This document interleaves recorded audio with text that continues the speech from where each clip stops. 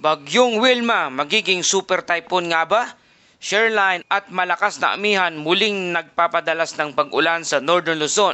Severe Tropical Storm Koto o dating tinatawag nating Bagyong Berbena patuloy na papalayo pero humihilang ng ulan at isang tropical wave sa silangan ng West Pacific Region ang posibleng maging isang susunod na Bagyong Wilma ayon sa ilang mga modelo. Magandang araw Pilipinas, ito ang Pilipinas Weather ngayon. Narito na ating update sa panahon. Kung bago ka lang sa ating channel, please like, share, and subscribe para lagi ka updated sa panahon. Salamat sa iyong suporta. Mga kababayan, ngayong araw ng Sabado, November 29, 2025, narito na ang ulat panahon ng bansa. Habang papasok tayo sa huling araw ng Nobyembre, dalawang pangunahing weather system ang sabay-sabay na gumagalaw at nakakaapekto ngayon sa ating bansa.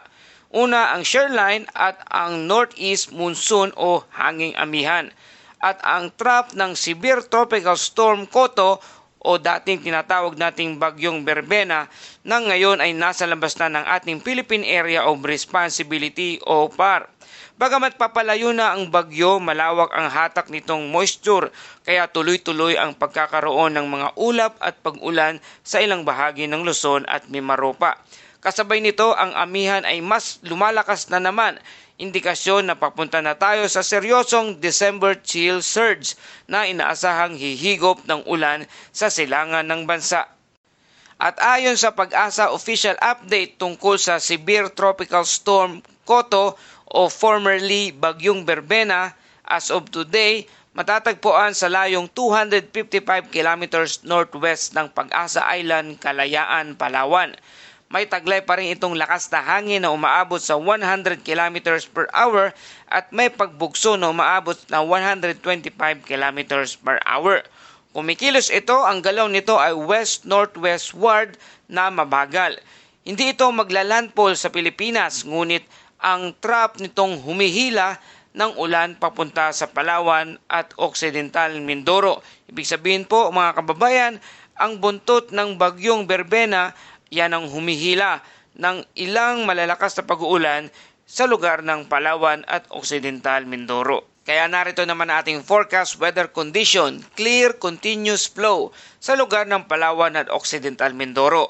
Maulap na may scattered rain and thunderstorm dahil sa trough ng Severe Tropical Storm Koto o Bagyong Berbena. Ang buntot ng Bagyong Berbena ang siyang nagpapaulan sa mga lugar na ito. At may posibilidad ng flash flood at landslide lalo na kung tatama ang pagbugso-bugsong ulan dulot ng Bagyong Berbena. Sa lugar ng Apayao, Kalinga, Cagayan, Isabela, maulap na may scattered rain at isolated thunderstorm. Dulot naman ito ng shorelines kaya mataas din ang banta ng pagbaha ng biglaan. Sa lugar ng Ilocos Region, Batanes at Cordillera Administrative Region, maulap na may rain, dala ng northeast monsoon naman. Hangin ay malamig pero ulan ay paisa-isang buhos na maaring magdulot naman ng landslide sa ilang matataas na bahagi ng lugar. At sa Metro Manila at natitirang bahagi ng bansa, bahagyang maulap hanggang maulap na may isolated rain shower at thunderstorm. Normal sa sitwasyon sa hapon at gabi, bigla ang buhos ng ulan at malalakas na kulog at pagkatapos ay init uli kinabukasan. At para sa ating wind and coastal condition, sa Northern Luzon, moderate to strong winds galing sa northeast na mayroong moderate to rough seas na may alon mula 2.1 hanggang 4.5 metrong taas. Sa Western Southern Luzon naman, moderate to strong wind southwest-southeast na may alon na 1.2 hanggang 2.8 metro ang taas. Sa Visayas at rest of Luzon, light to moderate wind na galing sa east na may alon mula 0.6 hanggang 2.5 metrong taas. At sa Mindanao naman, light to moderate winds galing sa east-northeast na may alon na 0.6 hanggang 1.8 metro ang taas. Dagdag ingat po sa mga mangisda, may ilang lugar na delikado para sa maliliit na bangka. At dako naman tayo sa ating temperatura sa Metro Manila. Minimum temperature na may 25.7 degrees Celsius at mayroong maximum temperature na 31.6 degrees Celsius. Ang araw ay sisikat mamayang alas 6:04 ng umaga at lulubog naman ito mamayang alas 5:25 ng hapon. At dako naman tayo sa ating binabantayan na bagong bagyo na mamumuo ngayong darating na unang linggo ng December. Ayon sa International Weather Model Update mula sa Japan Meteorological Agency Joint Typhoon Weather Center, sa West Pacific region parehong nananatiling organized but weakening ang natitirang sirkulasyon ng bagyong Koto o Severe Tropical Storm Koto o bagyong Berbena. At ang pare-parehong nakatrack ay palabas patungong Southern Vietnam. Walang global agency na nagbabantang babalik ito sa Philippine Area of Responsibility o PAR o kaya naman sa landmass ng ating bansa. Tuloy ang paglayo nito pero tuloy din ang paghatak ng mga ulan na kung saan nakakaranas ang ilang bahagi ng ating bansa. At para sa ating long range forecast mula sa ECMF, ECMWF, European Center Mid-Range Weather Forecast, GFS, Global Forecast System ng Icon, Ensemble, DeepMind AI.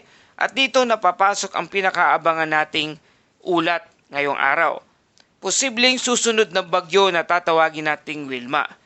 Isang tropical wave ang kasalukuyang nakikita sa timog ng Guam. Ito ang system na may potensyal na maging isang susunod na low pressure area o LPA at kapag nag-develop ito ay posibleng tawaging bagyong Wilma. Narito ang pinakabagong assessment. Mula sa European Center Mid-Range Weather Forecast o ECMWF, nagpapakita ito ng formation sa early December. Nagdedepende sa interaksyon ng cold surge mula sa hanging amihan at posibleng lumapit sa silangang bahagi ng Luzon o dumaan papuntang Pacific exit. At ayon naman sa Global Forecast System o GFS, mahina ang kumpiyansa, hindi agad nagpapakita ng solid formation. Ipinapakyaw lamang ang ulan papunta sa Eastern Luzon at Visayas ngayon darating December 3 hanggang December 5. At ayon naman sa Icon, nagpapakita ng medium level circulation pero mabagal ang pagbuo nito. At sa Ensemble models naman, mixed signal. May ilan na pro-development, marami rin ang flat or no development. Ibig sabihin, hindi pa matured ang sistema. At sa DeepMind, Google DeepMind model, mas nakikita ang enhanced rainfall event kaysa full cyclone na natatawaging bagyo. Ngunit hindi isinasara ang posibilidad ng mabilisang pagbuo sa dagat. At para sa cold surge plus tropical wave interaction, ito ang dapat nating bantayan. Sa December 3 hanggang December 5, lalakas ang hanging amihan.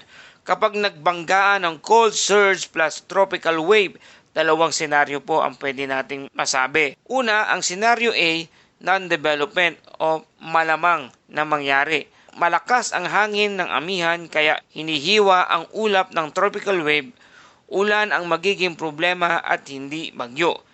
Ang susunod naman na senaryo ay senaryo B, quick spin and development.